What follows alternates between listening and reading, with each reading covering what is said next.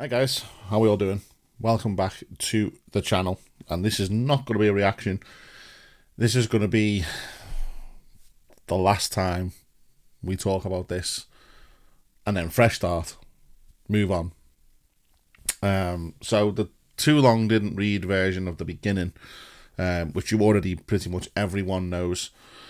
This year, started this year, started great, great Christmas, great New Year, all the rest of it. Gets to, when was it, February. Obviously everything happened with Phoenix, and I have to be very careful what I say about that now, so we kind of skirt around the edges. That happened, Phoenix nearly dies, video comes out, video is now gone, and then redundancy. So we'll go from there so you kind of get the idea of the picture. So redundancy happens. I decided to go and do my CBT, which is in the UK is the basic qualification, compulsory basic training to be able to ride a motorbike. Past that first go, was made up, got my first motorbike, and started on the deliveries. Was delivering for a couple of months. Not glamorous, not gonna lie, not the most glamorous thing in the world. Pretty dangerous. You're on the road quite a lot, and yeah, it's means to an end. And it was a job, and I've been one of those people that has always had a job, has always worked, has always earned my own money. So yeah, started doing that a couple of months, and I can name companies and things now because I have no affiliation to them anymore. So yeah, start on the deliveries, get a job interview for a UK company. Well, they're not a UK company actually, but they're a UK shop with other shops worldwide. You will have seen them, you will have heard of them. Cash converters. And I thought, great, this gets me off the road. I can ride to and from work. It gets me off the road. It's a set wage.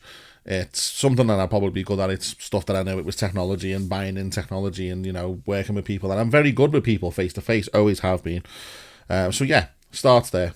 A couple of days goes by, and I quickly realised that it wasn't going to be for me, and that the whole purpose of that shop is to rip people off for as little money as possible to make the most profit once they've sold things. And the final straw for me was an old woman coming in saying she needed to pay council tax and she had jewellery to sell, and they literally gave her less than scrap value, and laughed about it after she'd left and stuck that out for sale for like 1,800 quid or whatever it was.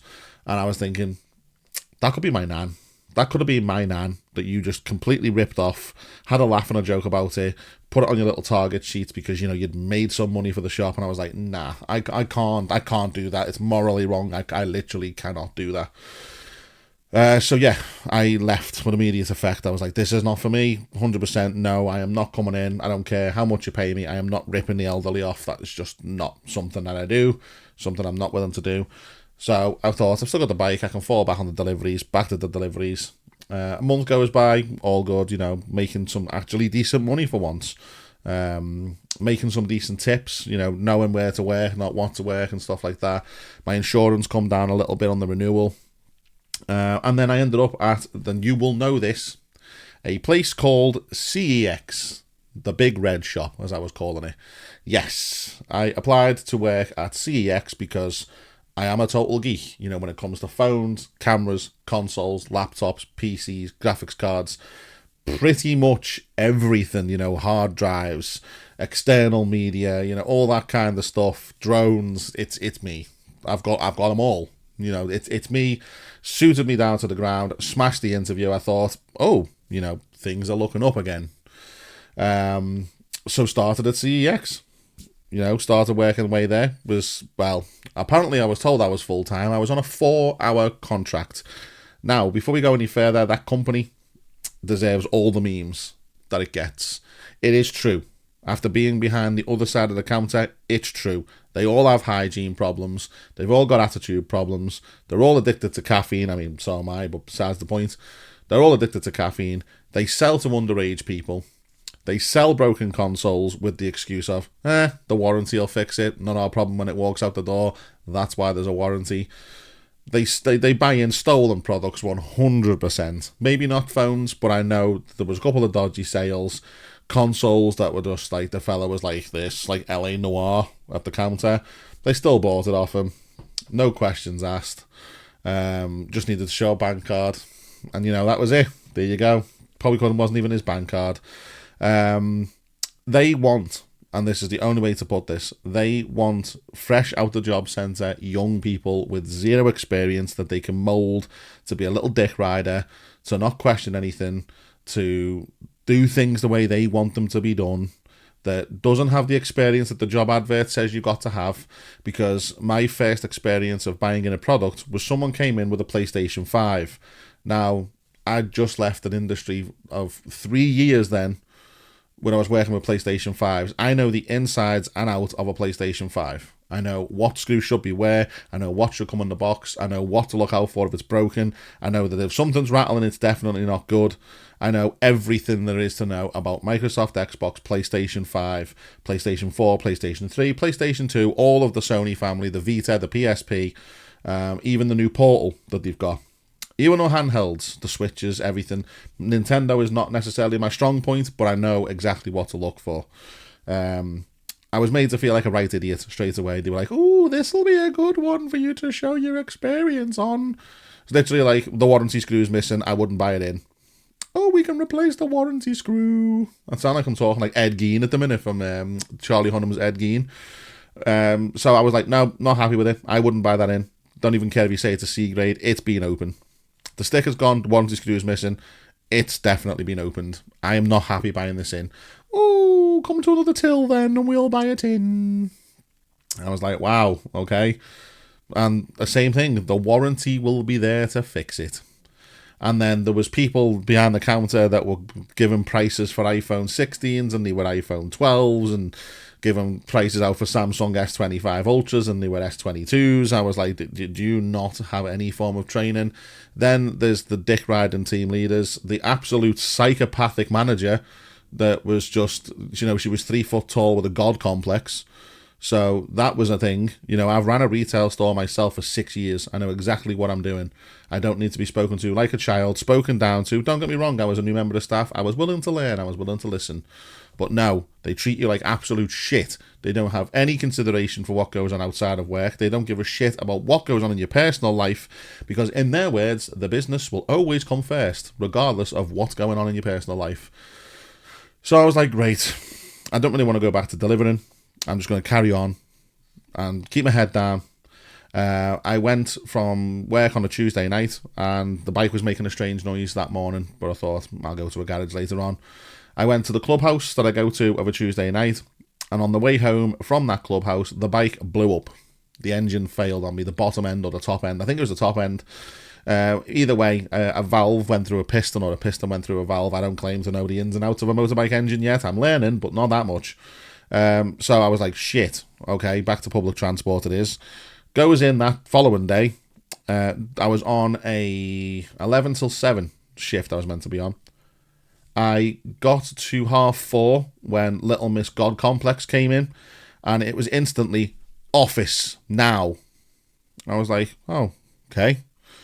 Goes upstairs, and yeah, "We're failing your probation on grounds of suitability. You don't know what you're doing. You won't fit in around here. You've got the wrong attitude to be working in a shop like this." Yeah, no. Bearing in mind that entire time I was there, I was the top selling sales assistant and top buying in sales assistant for the stuff that was actually worth buying in, because I am not messing the absolute goblin-faced bastards that came into that shop with like jizz-covered Nintendo Wiis from the fucking Dark Ages going, "How much can I get for this? I just want to be able to go and buy a porno mag." The memes are 100% correct, people. The memes are right. The memes are right. So I was like, do I not get my chance to put my point across here? Like, what the fuck, basically? And she was like, "No, unfortunately, I'm failing your probation. Flick, flick, flick, too much eyeliner scene, bitch." So I was like, oh, okay. Because on grounds of suitability. Flick, flick, flick, flick, eyeliner, bitch. I was like, okay, and, what does that mean? Why am I not suitable? "I just don't think you have the experience to work in this store, and basically I'm threatened because you're better than me and you'll probably end up taking my job. Flick, flick, flick, eyeliner, bitch." So I was like, okay, whatever. And at this point, and this is where the story turns a little bit darker, The bike had gone. I had no way of repairing it. I had no idea how much it was going to cost to repair. I'd spoke to my cousins who basically said, if the noise of what it made and the fact it doesn't start is what we think it is, it's cheaper to replace the engine than it will be to try and fix a 125. They're only small. They're just designed to be stripped and a new one put in. If that's what has happened to yours, either buy a new bike or buy a new engine, but by the cost of buying a new engine, you may as well just buy a new bike because something else could go or something else could have gone, and then that's more expense. It's probably just worth buying another bike. You've got you've learned how to ride on this. It's done you well, and I'd done 6,000 miles from March to August, which is a lot, but you do a lot on the deliveries. So I didn't let them see that it bothered me.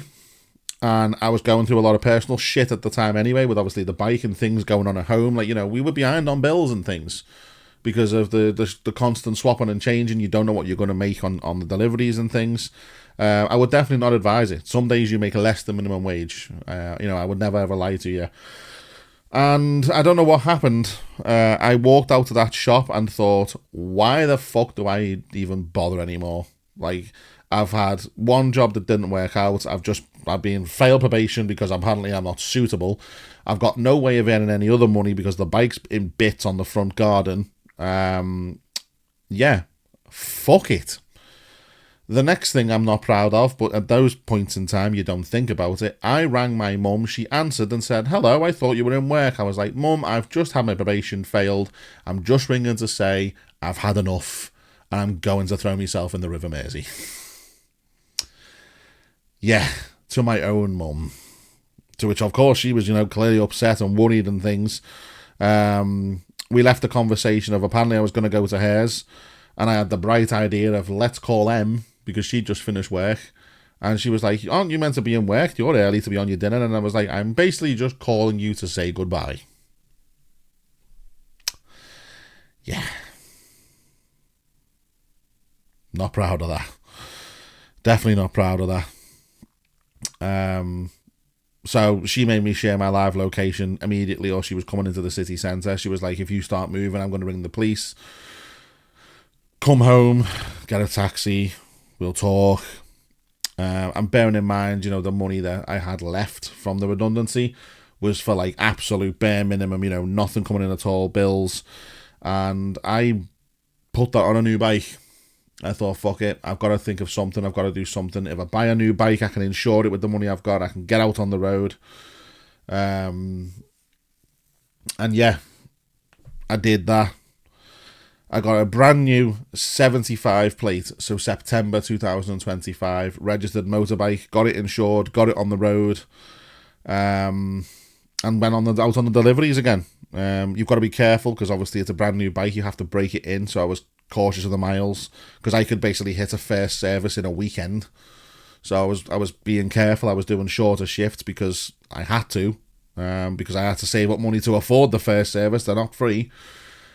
And yeah, a job advert popped up that was bike related. It was being a social media and marketing manager for a company that is involved in bikes.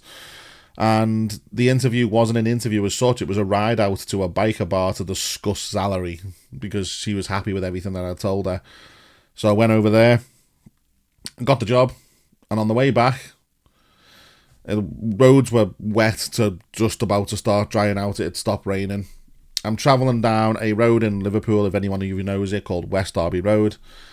And a foreign driver, he wasn't English, in a rental car, pulls right out of a side junction, right in front of me. I tried to apply the back brake, because you never grab the front brake, especially in the wet. And you never grab a handful of front brake anyway, because you can lock the wheels up. I started pressing the back brake, trying to slow me down. Anyone who knows about motorbikes, it's only 30% of your total stopping power. I was like, I am not going to stop in time. Tried to swerve around them, started to engage the front brake, and my back wheel went up in the air, slammed down on the floor, went into the side of his car, or I think it did, from what I can remember, and I went whee down the road. This is the reason I still have a face. This helmet. It might not show up that well on camera, I don't know if I can, but all these, it looks like a werewolf has scraped right across the front. That has gone down to the inside fiberglass shell. These grooves here. All this is all scratched. You can see the visor is all scratched. The visor is actually off that. It's no longer attached. Yeah, unless I can actually turn the camera down a little bit or the lights so you get a better idea. There you go. You'll probably see it more now. There's all the scrapes down the side. Yeah. This saved my face and my head and my brains. And if I'd had it in this configuration, which I would never have rode in anyway, I wouldn't have had a face. But yeah, that was down. My visor was down and it was locked down as well. That saved my life.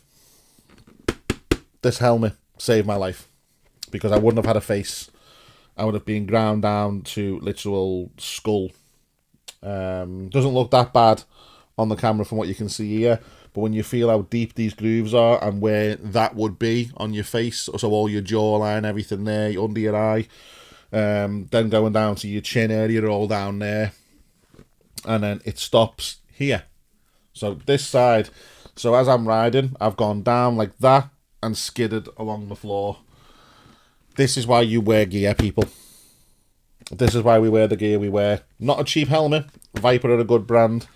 And have been absolutely fantastic. I mean, there's even marks on the back of it where I think I rolled over. There's like little chips taken out of it. This obviously was bought as a gift and was matching colour of the bike. The fella in the car attempted to drive off, only that we had a lovely, lovely eyewitness that had everything on camera, stopped at the scene, made the other driver come back and basically answer for what he'd done, to which he was saying, stupid biker, you don't belong on roads and all this kind of stuff. And I was just coming down a dual carriageway where you should have waited because of them give-way lines and you come straight out into my path. I'm lucky. I am very, very lucky. I don't know if someone was looking over me that day. Both my knees were fucked, even though I had the right gear on. I was picking bits of like armoured jeans out of my knees. I didn't know where I was. I was like my mind was just, I'm still not 100% there with basic things. Like I'll be having a conversation with them and I can't remember like basic road names or memories of certain things, or I'll be like, what was that person's name again? And she's like, you mean such and such? And I'm like, yeah, that's it, yeah. When I'm prompted, I'm fine. This wrist, as much as it's usable now, if I turn it to there, you'll see, it'll start to shake. I can't open doors. I can't open bottles of lemonade. Can't open drinks. Can't pick full kettles up. It's usable, and I can make a fist. And I have had to ride to work on the recovery hire bike that I'm currently got. I can open a throttle, but to about there. So I literally can't speed right now because I can't open it too much. But I have no other choice. Like, it's either pay £15 each way in a taxi or get a bus and then a 45-minute walk to get to the office. I love my bike. I've got a hire bike from from his insurance. That's got to go back in a couple of days. He's admitted full fault. You know, he has admitted full fault. There's no chance that he couldn't have done with the evidence that we had. But it just seems to be one thing after another, and my bike has been written off. The bike itself is worth £2,000 and they wanted nearly £7,000 to repair it. So I was like, great, it's been written off. But work have been incredible. They've looked after me. They came actually back to the scene of the accident on one of their motorbikes and in a van, recovered me, took me to hospital, told me everything that I needed to do and wrote it down so I didn't forget, because I was nowhere in the right mind frame to be doing anything like that. And yeah, I am now the social media and marketing manager for a bike specialising solicitors. So he had a bad luck that day, but they've been phenomenal. They are so nice to work for. They've looked after me. I was at the racetrack last Friday as a VIP. Got to go in all the paddock and everything. Got to meet some of the riders. I'm going to a show in November that's going to be there for 10 days in Birmingham. That's going to be a phenomenal show, all about the new bikes and stuff. I've got press passes for that, and my bike is being replaced. I've ordered it. I'll be getting another green baby if I can afford to insure it, because the insurance is going to be hilarious. But you guys deserve to know. That's why I've been quiet. Have I been good? No. Am I 100%? Probably not. But the sense of humour is still there. I'm still me. You know, Em was a bit worried. She said I'd changed a little bit, but she can see I'm coming back now. Yeah, don't headbutt tarmac at 28 miles an hour. It hurts and it shakes your brain up. And I don't need that. I'm damaged enough as it is. So that's kind of why everything's been quiet. I've been in so much pain. I haven't wanted to do much. Even using a mouse up until a point was hard. I had a brace on my wrist because they thought I'd broke this little bone down here, but luckily I hadn't. It's sprained, which is worse. But I've been using a mouse like this, so trying to edit and stuff's painful. I've got like a big squishy mouse for work at the minute. It's great, but I'm fine. You know, I'm still here, still alive, still got a face, and that is all down to wearing the right gear. But yeah, that's just a little kind of an update on where I'm up to with life right now. Hopefully the light at the end of the tunnel's a little bit closer now, and we can continue with the content and stuff. And I'll probably do another video about YouTube because YouTube is broken right now. But yeah, I just wanted to put that out. It was 21 minutes and 53 seconds we've been recording for already, so I will stop mithering on and rambling and all that kind of stuff. But yeah, that's what I've been. That's what's been going on, and I'm back. So yeah, thank you very much for watching. Thanks for listening. Thanks for all the lovely comments on Patreon and on the community tab post that I put out the other day. But yeah, there we go. So take care. I will speak to you all on the next video. Bye for now.